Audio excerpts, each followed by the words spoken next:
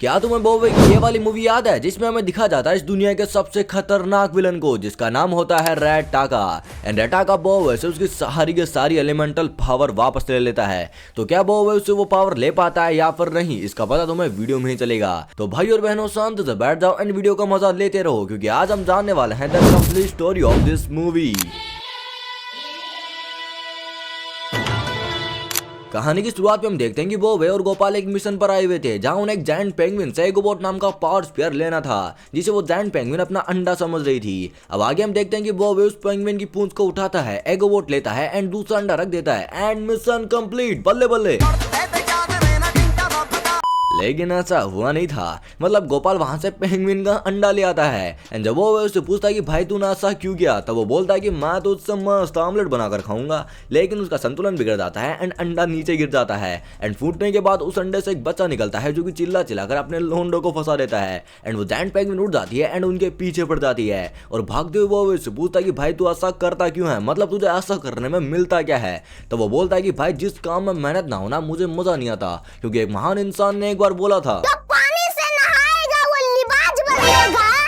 लेकिन बॉबी उसकी बातों को मस्त इग्नोर करता है एंड अपने एलिमेंटल पावर का यूज करके वहां से भागने लगता है। लेकिन मुसीबत अभी टली नहीं थी, क्योंकि अडूडू भी वहीं पर था, क्योंकि उसे इंतजार था एगोबॉट का एंड वो सोचता है कि भाई मेहनत इन्हें करने दो, हम तो एगोबॉट को वैसे ही उड़ा कर लेने वाले हैं। पर आगे हम देखते हैं कि अपने लोंडे उससे बच तो जाते हैं, लेकिन वो पेंगुइन का बच्चा गोपाल को मरवा देता है। लेकिन दूसरी साइड में देखने को मिलता है अडूडू, जो कि एगोबॉट को चुरा भी लेता है। लेकिन बॉबी वहां पर अकेला रह चुका था, इसलिए वो एना ओरिन को फोन करके बता देता है कि भाई यहाँ पर सिस्टम सब कुछ गड़बड़ हो चुका है एंड वो जाता है अडूडू के पीछे।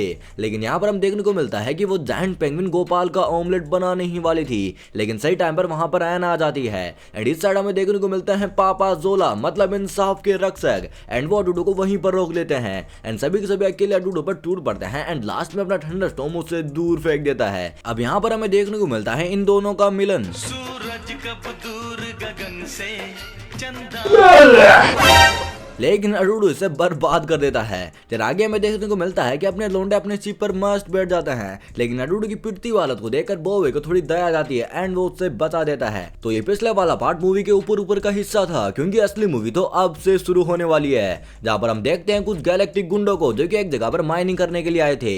लेकिन तभी वहां पर उन्हें एक राक्षस टाइप का बंदा दिखाई देता है जो कि क्रिस्टल में फंसा हुआ था एंड तभी हमें एक बढ़िया सा ट्रांजिशन देखने को मिलता है एंड दिखा जाती है उस कैरेक्टर की हिस्ट्री, जहाँ पर 100 साल पहले उसकी एंड एक दूसरे बंदे की फाइट हो रही थी, जहां पर सामने वाला उसे आराम से पेल देता है एंड उसकी पावर को ओचोवर्ड नाम के पावर स्फीयर में सील कर देता है। अब तुम सोच रहे हो कि भाई ये क्या कर रहा है, इसमें ओचोवर्ड कहां से आ गया, तो ये तुम्हें स्टोरी के आगे पता लग जाएगा कि वो बंदा कौन था एंड उसका इससे क्या लेना देना है। तो आगे हम देखते हैं अपनी झोला गैंग को, जो कि पावर स्फीयर को उसकी सही जगह पर रख देती है। लेकिन जब एडमायरल को यह पता लगता है कि बॉबी ने अपना ज्यादा टाइम अडूडू को बचाने के लिए वेस्ट कर दिया, तब वो भड़क जाते हैं। लेकिन कमांडर उन्हें समझाते हैं कि ऐसा उन्होंने इंसानियत के नाते किया। लेकिन बाद में एडमायरल बोलते हैं कि भाई तुम्हें काम करते हुए बहुत ज्यादा दिन हो चुके हैं, इसलिए तुम अर्थ पर जाकर अब आराम भी कर सकते हो एंड वो उन्हें अर्थ पर छोड़ने के लिए चले जाते हैं। एंड इस साइड कद्दू गैंग रेड टाका को बाहर निकाल देती है एंड उनका बॉस रेड टाका से पूछता है भाई तू है कौन, एंड रेड टाका वाज लाइक अच्छा तो तू ये जानना चाहता है कि मैं कौन हूँ, हाँ? एंड वो वहां पर अफरा तफरी मचा देता है एंड बोलता है मुझे लगा नहीं था कि इतना कुछ होने के बाद भी मुझ में पावर बची होगी, लेकिन बची है तो मैं तुम्हें बताता हूँ मैं कौन हूँ।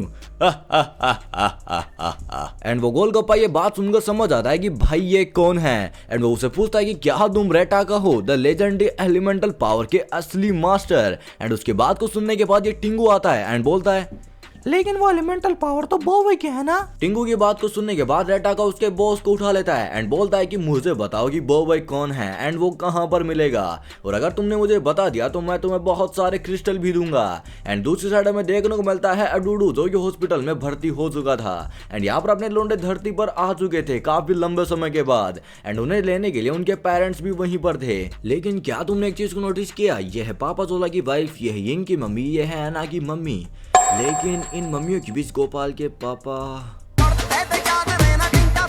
इसके बाद एंट्री होती है पापा जोला की बच्ची की, जिसका नाम होता है पापी जोला, जो कि बिल्कुल उन्हीं की तरह होती है। एंड रात में फैंक बोवे के साथ ही रुकता है, जहाँ पर गोपाल भी आ चुका था। और इस साइड हम देखते हैं कि इंसाफ के रक्षक घर पर मस्त फेंक रहे थे। एंड इसी बीच उनकी बच्ची उनसे पूछती है कि क्या आप मुझे पावर स्पीयर दिखा सकते हो। एंड पापा जोला बोलता है क्यों नहीं, मैं तुम्हें सुबह ही दिखा दूंगा। लेकिन उनसे पहले वहां पर अडूडू पहुंच जाता है। एंड उसने एक सूट पहना था जिसको कंट्रोल प्रोब कर रहा था। एंड उसके पास एकदम पूरा का पूरा प्लान था एगोबॉट को चुराने का।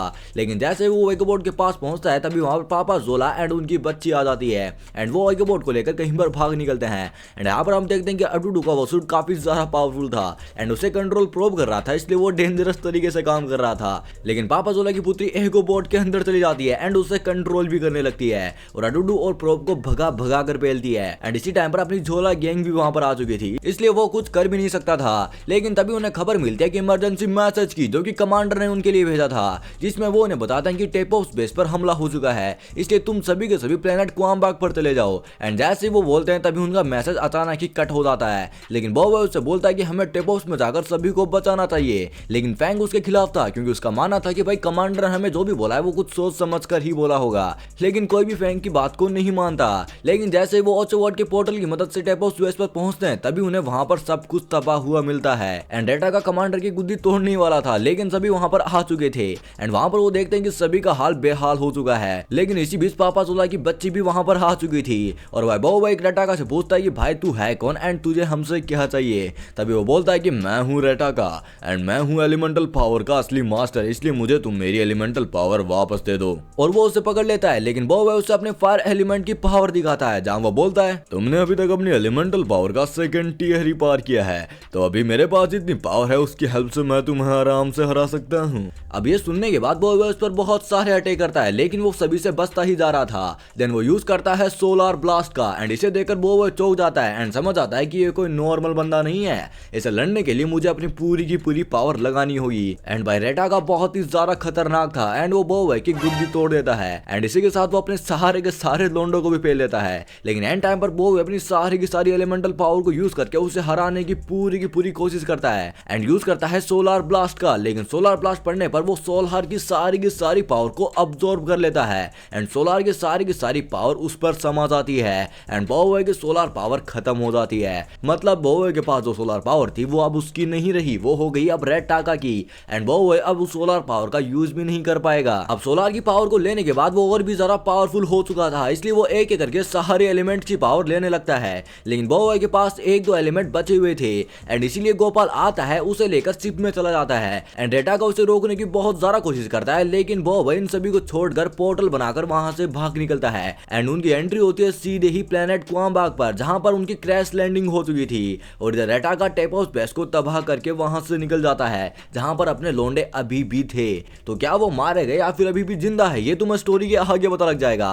लेकिन इधर हम देखते हैं कि जैसे उनकी एंट्री होती है तभी वो एक एसिड में फंस जाते हैं, जहां पर उनकी शिप उस एसिड से भरने भी लगती है। लेकिन वो अपने आइस एलिमेंट का यूज करता है, जो कि अभी भी बचा हुआ था, और वो उसकी पावर को यूज करके कुछ देर के लिए सभी चीजों को जमा देता है एंड वो सभी के सभी वहां से निकल जाते हैं। लेकिन इसी शिप में अडूडू का इलाज हो रहा था, तो वो कहाँ गया? वेल अडूडू का पता हमें स्टोरी के आगे पता लग जाएगा। लेकिन इधर हम देखते हैं कि बोवे के पास अब कुछ ही एलिमेंटल पावर है एंड कमांडर ने उन्हें बोला था कि हैंक कासा नाम के आदमी के पास जाओ एंड उससे बातचीत करो। लेकिन रात होने के बाद वो एक जगह पर रुकते हैं, जहाँ पर उन्हें कुछ क्रिएचर्स दिखाई देते हैं, जिनका नाम होता है कैंग कोंग। एंड ये लाइट में तो एकदम स्लो होते हैं, लेकिन जैसे लाइट बुझती है या फिर लाइट खत्म होती है, वैसे इनकी स्पीड बहुत ही ज्यादा बढ़ जाती है। और उनसे बचने के लिए बोवे सोलार का यूज करता है, लेकिन सोलार तो है ही नहीं एंड इसलिए वो यूज करता है ब्लेज का, जो कि बचा हुआ था, लेकिन वो काफी ज्यादा कमजोर हो चुका था एंड इसीलिए ब्लेज थोड़ी देर के लिए रुकता है, लेकिन उसकी ब्लेज खत्म होने लगती है एंड कैंग कोंग उनकी गुद्दी चटकाने वाले थे। तभी वहां पर एक बूढ़े दादाजी आ जाते हैं, जो कि उन्हें बचाकर एक बढ़िया सी जगह पर लेके जाते हैं, जहां पर जब वो उड़ता है तब वो उनसे पूछता है कि भाई आप हो कौन? एंड वो उससे बोलते हैं तुम मुझे अपना बड़ा भाई बुला सकते हो। हाँ मैं मजाक कर रहा था, मेरा नाम है टॉकासा। अब ये सुनने के बाद वो उनसे पूछता है कि क्या आप ही हैंक कासा हो? एंड वो बोलते हैं हाँ यार मैं ही हूँ। देन बॉब उन्हें सारी की सारी बात बताता है, जिन्हें सुनने के बाद वो बोलते हैं कि पहले रेटा का मेरा स्टूडेंट हुआ करता था, और बॉब को रेटा के खिलाफ लड़ने के लिए ट्रेनिंग देने में हाँ भी बोल देते हैं। लेकिन तभी हमें मिलाया जाता है अडूडू और प्रोब से, जो कि टोकासा के पास ट्रेनिंग कर रहे होते हैं। और अडूडू अपनी सारी की सारी याददाश्त भूल चुका था, क्योंकि वो पहले अपने लोंडो की शिप में था, लेकिन वो वहां से गिर जाता है एंड इसीलिए वो हमें वहां पर नहीं दिखा था। और भाई उस जगह पर अडूडू कड़ी मेहनत कर रहा था। लेकिन दूसरी तरफ हम देखते हैं अपनी झोला गैंग को, जो कि बच निकली थी। मतलब एंड टाइम पर जब सारे के सारे बॉम्ब फटे थे, तब उन्हें बचाने के लिए कैप्टन काइजू की एंट्री हुई थी। और भाई उन्हें बचाने के साथ साथ कैप्टन काइजू ने रेटाका के शिप पर ट्रैकर भी लगा दिया था। मतलब दिमाग तो देखो लोंडो का। लेकिन यहाँ पर हम देखते हैं कि रेटाका सबसे पहले प्लेनेट गुरु लैटन में जाता है एंड वहां पर जाने के बाद वो उस जगह की सारी इलेक्ट्रिक एनर्जी अब्सॉर्ब कर लेता है एंड सारे के सारे सोल्जर्स की गुद्दी भी नाप देता है। एंड जब फैंग और काइजू वहां पर पहुंचते हैं, तब सब कुछ एकदम तबाह हो चुका था। एंड एना ये देखकर बोलते कि रेटाका अपनी एलिमेंटल पावर को बूस्ट कर रहा है, हर प्लेनेट की एनर्जी को अब्सॉर्ब करके। जैसे प्लेनेट गुरु लैटन पर इलेक्ट्रिक एनर्जी पाई जाती है, इसलिए उसने सारी की सारी इलेक्ट्रिक एनर्जी को यूज करके अपने थंडर पावर को और भी ज्यादा बूस्ट कर लिया। और वो बोलते कि मेरे हिसाब से अब रेटाका प्लेनेट बाकुगन या फिर प्लेनेट रिम्बारा पर जाने वाला है, वहां की पावर को अब्सॉर्ब करने के लिए। वहीं दूसरी तरफ हमें दिखा जाता है अपने लोंडो को, जिनकी ट्रेनिंग शुरू हो चुकी थी, और उनका फर्स्ट मिशन होता है इस जिंदे पेड़ से फल को तोड़ना एंड दूसरा होता है इस गुफा के सबसे बड़े कैंग कोंग को बाहर निकालना, जिसका नाम होता है किंग कैंग कोंग। एंड उसे बाहर निकालने के लिए वो वहां पर जाती भी है, लेकिन गोपाल की वजह से किंग कैंग कोंग उड़ जाता है एंड वो सारे के सारे कैंग कोंग को उठा देता है एंड सारे के सारे उनके पीछे पड़ जाते हैं। लेकिन फिर भी वो वहां से बाहर निकल जाते हैं, लेकिन वो फेल हो चुके थे, क्योंकि उन्होंने किंग कैंग कोंग को बाहर लाया ही नहीं था। वहीं दूसरी तरफ रेमस को बॉब की लोकेशन का पता चल जाता है एंड वो अपनी लीफ एलिमेंटल पावर को और भी ज्यादा बूस्ट करने के लिए प्लेनेट रिम्बारा पर जाने की सोचता है, जिसका अपने लोंडो को पहले ही पता लग जाता है। एंड वो वहां पर पहले पहुंचकर वहां के लोगों को वहां से निकालने की कोशिश करते हैं, लेकिन रेटाका तब तक वहां पर आ चुका था एंड वो उन पर ध्यान नहीं देता है एंड उस प्लेनेट की सारी पावर को अब्सॉर्ब कर लेता है। एंड रेटाका का जो लीफ फॉर्म था वो और भी ज्यादा बूस्ट हो चुका था। एंड जैसे जाने की बारी आती है, तभी रेटाका उसे रोकने की कोशिश करता है, लेकिन एना और रिंग और फैंग मिलकर उसे वहीं पर रोक देते हैं। एंड उन्हें बचाने के लिए कमांडर उनके लिए एक पावर स्पीयर आर्मो बोट को भेजता है, जिसके अलग अलग पार्ट उन्हें अगर लग जाते हैं। एंड अपने फैंग को मिलता है आर्मो बोट का हेलमेट, जो कि पावरफुल था, लेकिन फैंग को थोड़ा अच्छा नहीं लग रहा था। अब उस आर्मर को पहनने के बाद उनकी पावर में थोड़ी बहुत वृद्धि होती है एंड वो रेटाका को खतरनाक टक्कर भी देते हैं। लेकिन भाई तुम्हें भी पता है सामने रेटाका था एंड इसलिए वो उन्हें पहलकर अपने पास ही रख लेता है। एंड अगर मैं तुम्हें सच बताऊं तो एलिमेंटल पावर का असली यूज करना सच में रेटाका जानता है, क्योंकि उसके पास भी वो पावर थी एंड उसी पावर को वो खतरनाक तरीके से यूज करता आया है। एंड बॉब को मैंने इस तरह से यूज करते हुए आज तक नहीं देखा एंड सोच रहा हूँ शायद देख सकता हूँ, शायद देखूं तो मजा आ जाएगा। एंड दूसरी तरफ हम देखते हैं अपने लोंडो को, जो कि खतरनाक तरीके से ट्रेनिंग कर रहे होते हैं एंड वो एक एक करके सारी मिशन को कंप्लीट भी कर लेते हैं। एंड लास्ट में हैंग कासो ने चैलेंज करते हुए बोलते हैं कि अगर तुम दोनों ने मिलकर मेरी लकड़ी पर लगाया क्रिस्टल ले लिया तो मैं तुम्हें पास कर दूंगा। बाल तुम्हें डोगी की आवाज आई आती है। देन अपने लोंडे हैंग कासा से भिड़ जाते हैं एंड उस टाइम पर बॉब की एजिलिटी एंड पावर बहुत ही ज्यादा तेज एंड खतरनाक हो चुकी थी एंड गोपाल अपनी पावर का यूज करके उस क्रिस्टल को बाहर से निकाल देता है एंड लास्ट में बॉब उसे पकड़कर मिशन को कंप्लीट भी कर लेता है। एंड भाई ये चीजें बहुत ही ज्यादा फास्ट तरीके से हुई थी, मतलब इसे एक्सप्लेन करना चाहूँ तो भाई ये 2-3 सेकंड का मामला था। लेकिन तभी हैंग कासा बोलता है तुम्हारी ट्रेनिंग कंप्लीट हुई, लेकिन अब मुझे मेरी फीस चाहिए।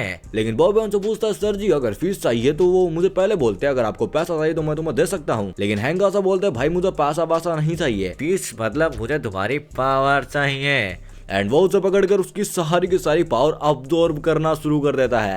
एंड यहीं पर आता है कहानी में असली ट्विस्ट, मतलब हैंक ऐसा क्यों ही कर रहा है। लेकिन तभी वहां पर एंट्री होती है पापा जोला एंड उनकी बेटी की एंड उन सभी के सामने वो बताते हैं पूरी बात, जहां वो बोलते हैं कि पहले मैं क्रिस्टल एलिमेंट का मास्टर हुआ करता था। देन वो स्टार्ट करते हैं अपनी स्टोरी को एंड वो बोलते हैं कि पहले मैं रेटाका का बचपन का जिगरी यार था, लेकिन एक दिन हमें 2 पावर स्पीयर मिले जिनकी हेल्प से मैं क्रिस्टल एलिमेंट का मास्टर बन गया। एंड रेटाका को भी एक पावर मिली थी जिसको लेने के बाद वो पावर लेने के लिए और भी ज्यादा लालची बन गया था एंड उसने बाकी 500 एलिमेंट की पावर ले भी ली थी। एंड लास्ट में वो मुझसे मेरी पावर लेने के लिए आया था, लेकिन उस टाइम पर मैं बहुत ही ज्यादा खतरनाक था, इसलिए मैंने उसे पेल दिया एंड उसकी पावर को ओचोवॉट में सील कर दिया। एंड अपने लोंडो को उनकी सारी की सारी बात समझ आ जाती है एंड उन्होंने वो वैसे पावर ली नहीं थी बल्कि उसकी पावर को बस चेक ही किया था। लेकिन इसी बीच उन्हें रेटाका का एक मैसेज आता है जहां वो बोलता है मुझे लगा नहीं था कि तुम अभी भी जिंदा बचे होगे, लेकिन अगर बच ही चुके हो तो मेरा अगला शिकार ये प्लेनेट होने वाला है, तो आओ और रोक लो मुझे। अब उसके बाद सुनने के बाद अपने हैंक कासा ओचोवोट का पोर्टल बनाते हैं एंड पहुंच जाते हैं उस जगह पर जहां पर रेटाका आने वाला था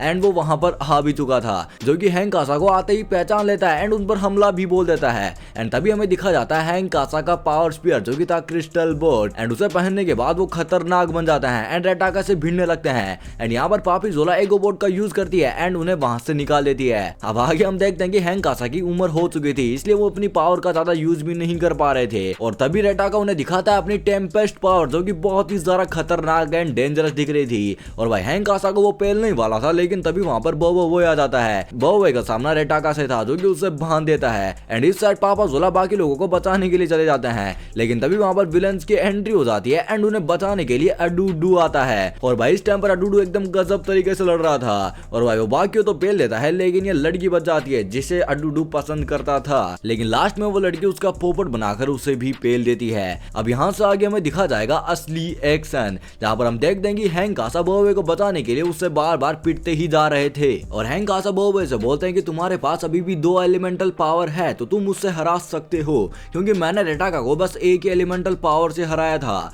और मुझे तुम पर पूरा का पूरा विश्वास है कि तुम ये कर सकते हो। लेकिन तभी रेटाका हैंक कासा का काम तमाम कर देता है और उनकी जो क्रिस्टल एलिमेंटल पावर थी वो भी उनसे छीन लेता है। और इसी साइड में दिखा जाता है पापा जोला को, जो कि एगोबॉट की हेल्प से बाकियों को पेलने लगते हैं। एंड सभी को मरता हुआ देखकर बोबोवे को बहुत ही ज्यादा गुस्सा आ जाता है एंड वो यूज करता है डुओ स्प्लिट का एंड बुलाता है फायर एंड आइस को एंड दोनों को फ्यूज करके वो बन जाता है बोबोवे फायर फ्रोस्ट। अरे अभी जो बोला था ना फायर फ्रोस्ट, वो फ्रोस्ट फायर है, वो गलती से बोल दिया, ठीक है। एंड वो बहुत ही ज्यादा पावरफुल हो चुका था क्योंकि उसने हैंक कासा की ट्रेनिंग जो की थी। और इधर हम देखते हैं कि हैंक कासा अभी भी जिंदा है एंड वो ओचोवोट का पावर ऑब्जर्विंग मोड ऑन कर देता है एंड बोबोवे को दे देते हैं। एंड एंड टाइम पर बोबोवे उसकी क्रिस्टल एलिमेंटल पावर को उससे छीन लेता है एंड ऐसा करने के बाद रेटाका को बहुत ही ज्यादा गुस्सा आ जाता है। लेकिन दूसरी साइड हम देखते हैं कि पापा जोला सभी विलन्स को पेल लेते हैं एंड अपने दोस्तों को आजाद भी करा देते हैं। और भाई अभी भी रेटाका के पास 5 एलिमेंटल पावर्स थी, लेकिन अपनी झोला गैंग अब आजाद हो चुकी थी एंड भाई सभी अपनी फुल पोटेंशियल पावर का यूज करते हैं एंड रेटाका को गंदी तरीके से पेलते हैं।